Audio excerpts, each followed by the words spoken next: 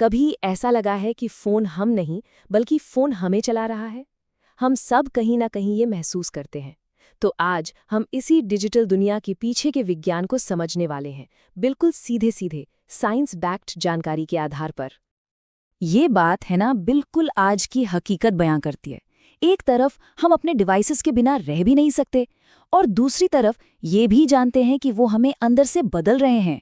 तो सवाल ये है कि ऐसा होता क्यों है, इसके पीछे का विज्ञान क्या है। चलिए इसी को समझते हैं। तो सबसे पहली और शायद सबसे आम प्रॉब्लम है स्ट्रेस। विज्ञान साफ साफ बताता है कि हमारे डिवाइसेस और हमारे अंदर के तनाव के बीच एक सीधा कनेक्शन है, और इसकी जड़ में है एक खास हार्मोन। देखिए, जब भी कोई चुनौती सामने आती है तो हमारी बॉडी कॉर्टिसोल रिलीज करती है। थोड़ी मात्रा में ये बहुत ज़रूरी है। ये हमें जगाए रखता है, फोकस करने में मदद करता है।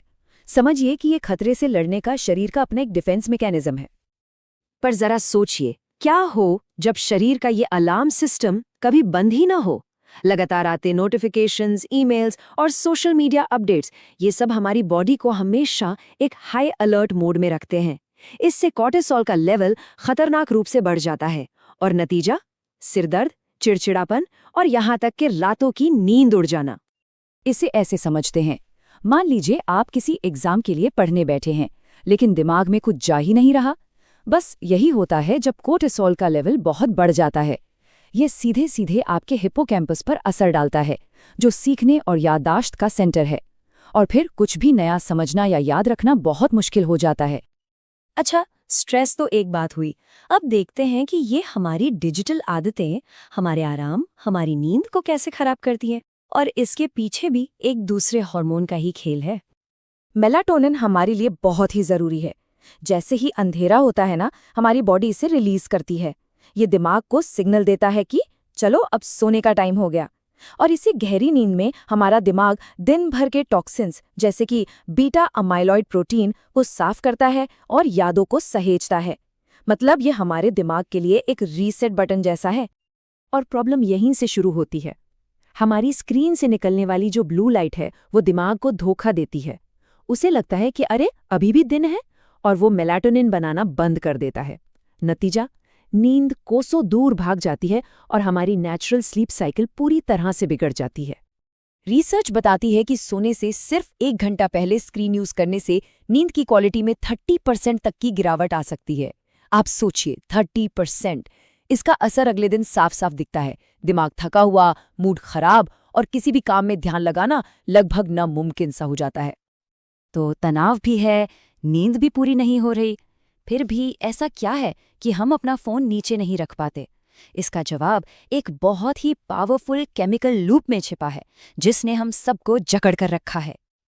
देखिए, हर एक नोटिफिकेशन पर, हर एक लाइक या नए मैसेज पर हमारा दिमाग डोपामाइन का एक छोटा सा हिट रिलीज करता है। ये एक छोटे से इनाम जैसा है, जो हमें पल भर के लिए अच्छा महसूस कराता है। और बस यहीं से आदत की शुरुआत हो जाती है। हमारा दिमाग उस डोपामीन हिट को बार बार पाना चाहता है, और इसी चाहत में हम बार बार बिना सोचे समझे अपना फ़ोन चेक करते हैं। ये एक ऐसा चक्र है, एक ऐसा लूप है जिसे तोड़ना बहुत मुश्किल हो जाता है। हम सबने ये किया है ना? बिना किसी वजह के बस सोशल मीडिया फीड्स को स्क्रॉल करते जाना। ये उसी डोपामीन लूप का नतीजा है। हम असल में कुछ ढूंढ नहीं रहे होते, बस अगले छोटे से इनाम का, अगले डोपामीन हिट का इंतजार कर रहे होते हैं। डोपामाइन की इस लगातार खोज का एक बहुत गहरा असर होता है। ये हमारे प्रीफ्रंटल कॉर्टेक्स को, यानी दिमाग के उस हिस्से को कमजोर करता है जो हमारे दिमाग का कप्तान है। यही हिस्सा सही फैसले लेता है और हमें गलत कामों से रोकता है। और जब ये कमजोर होता है तो धीरे धीरे ध्यान लगाना और खुद पर काबू रखना और भी मुश्किल हो जाता है। तो ये सब सुनने में थोड़ा डरावना लग सकता है, लेकिन अच्छी खबर ये है कि विज्ञान हमें सिर्फ प्रॉब्लम नहीं बताता, बल्कि उसका सॉल्यूशन भी देता है। तो आइए देखते हैं कि हम अपनी जिंदगी का कंट्रोल वापस कैसे पा सकते हैं। और सॉल्यूशंस काफी आसान हैं। जैसे गहरी सांस लेने जैसी सिंपल टेक्निक तनाव वाले हार्मोन को तुरंत कम कर सकती है। सोने से 1 घंटा पहले एक नो स्क्रीन जोन बनाने से मेलाटोनिन को अपना काम करने का मौका मिल जाता है, और दिन में कुछ देर के लिए फोन से दूरी बनाना उस डोपामाइन के चक्र को तोड़ने में मदद करता है।